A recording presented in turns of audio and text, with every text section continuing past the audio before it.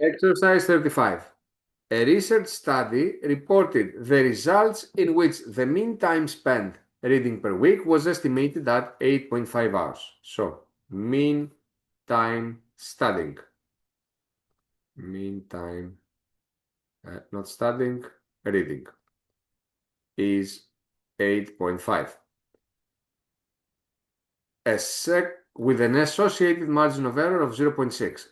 The margin of error means the plus or minus. So, although we said that the mean reading time is 8.5, we know that there is a margin of error of 0.6, which means that if we want to be more accurate, it could be between 9.1 and 7.9.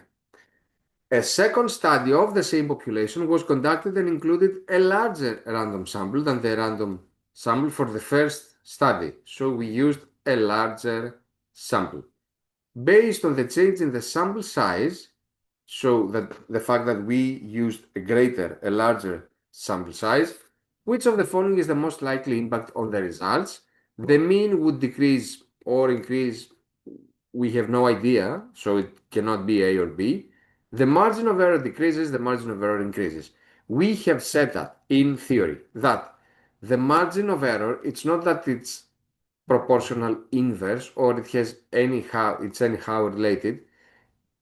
The margin of error is the interval we allow ourselves to be wrong.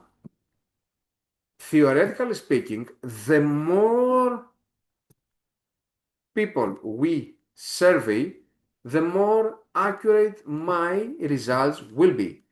The more accurate my results are, this means that the smaller the margin of error becomes. So, when we increase the sample size, the margin of error decreases. Hence, the right answer for this question would have been C.